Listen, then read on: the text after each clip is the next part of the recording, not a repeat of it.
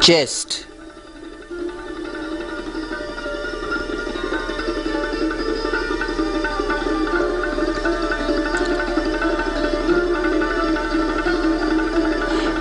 Here we have a pigeon chest.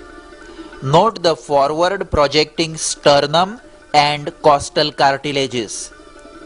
It may be congenital or secondary to rickets or chronic nasal obstruction in childhood. A pigeon chest where the sternum and costal cartilages are projecting forwards.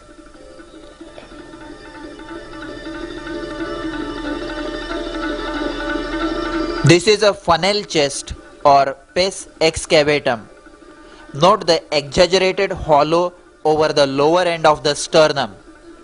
It is often seen in cobblers due to constant pressure of the shoe against the lower part of the sternum, or it may be due to rickets or congenital. It has no specific significance, but in severe cases the heart may be displaced to one side.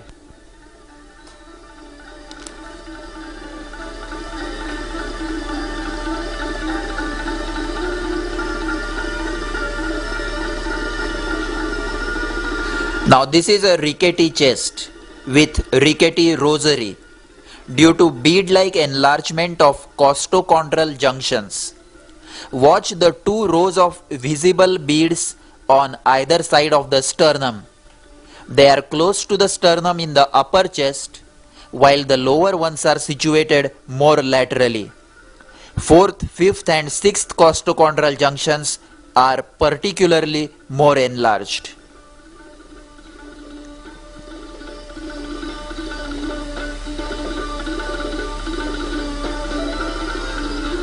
This is another rickety chest with pigeon chest deformity, that is protruding sternum and Harrison's sulcus. See the transverse grooves along the attachment of diaphragm where the soft rickety chest gets pulled in during inspiration.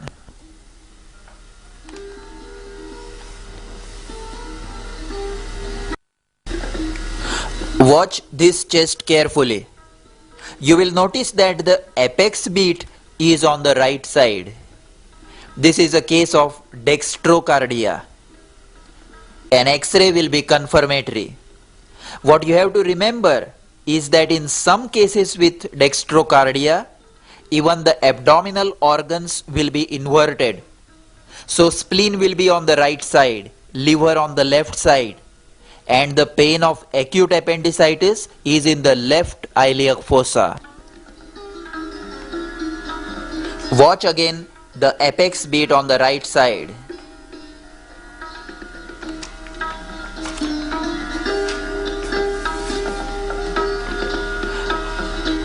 Now in this patient, note the bulging precordium. This is an indication of cardiomegaly. The heart lesion needs to be examined and investigated carefully. The apex beat is heaving, a sign of left ventricular hypertrophy. Watch the bulging precordium and the heaving apex beat.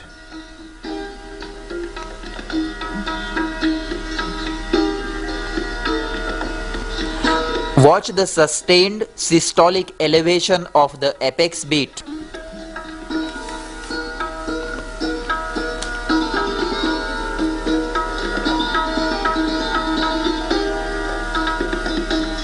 Heaving apex beat of left ventricular hypertrophy.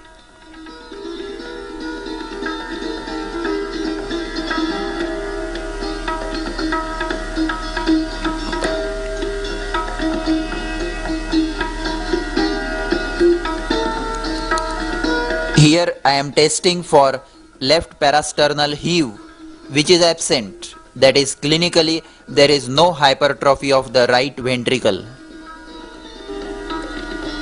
Now in this patient, compare the left side of the lower chest with the right side.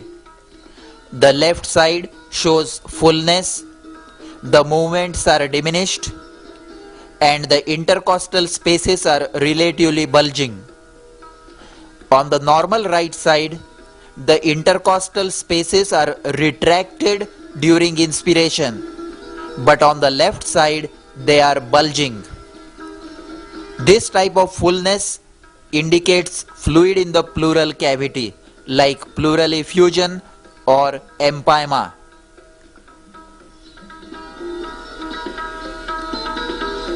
Watch the minimal retraction and actually bulging of the intercostal spaces on the left side.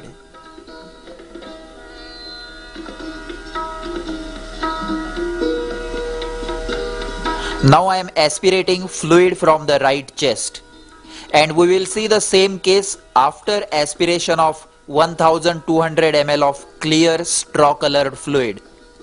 See that the fullness of chest has reduced. Intercostal spaces now retract during inspiration.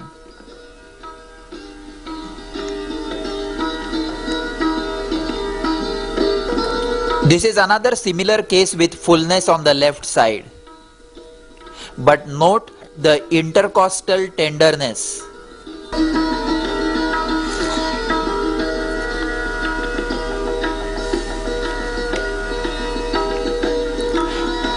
If the intercostal tenderness and fullness is present on the right side, then in addition to empyema, you have to think of amoebic hepatitis, which is more common.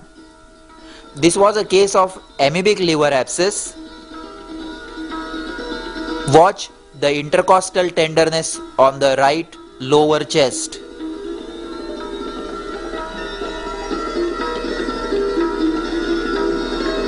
An intercostal tenderness at this site, you must suspect amoebic hepatitis.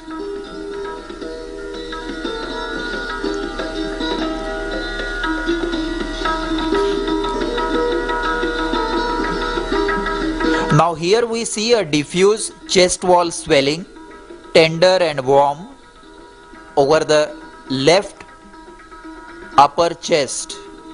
But the interesting feature here is that when the patient coughs, the swelling bulges. This is an empyema which has tracked to the subcutaneous tissues called as empyema necessitans. Watch the expansile impulse when the patient is coughing. This brings us to an important clinical rule that whenever a swelling is seen on the chest, you must look for cough impulse.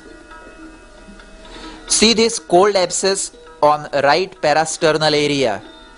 The positive cough impulse indicates an intrathoracic or pleural communication.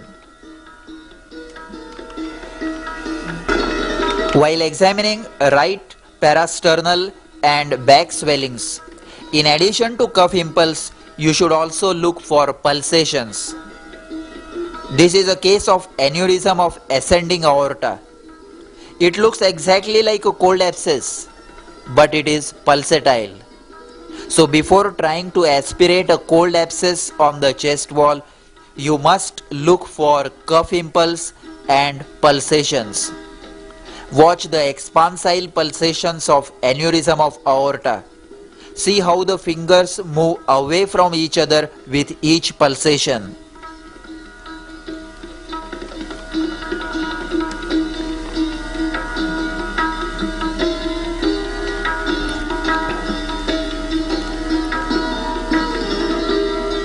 Expansile pulsations of aneurysm of aorta.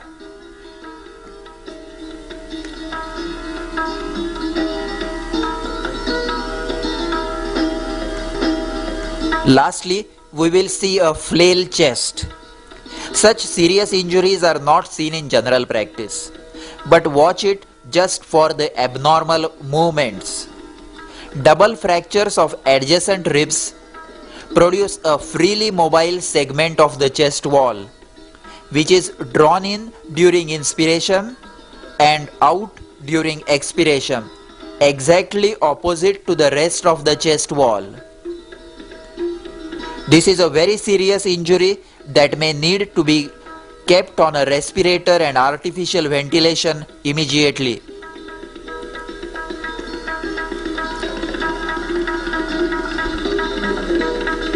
We will also see another very interesting sign in this case, that is surgical emphysema. Surgical emphysema occurs due to air in the subcutaneous tissues, which produces a crackling feel to palpation. See the swelling in the right side of the neck, and when I palpate it, you can actually see the displacement of air in the subcutaneous tissues. This type of surgical emphysema is often felt around fractures of ribs.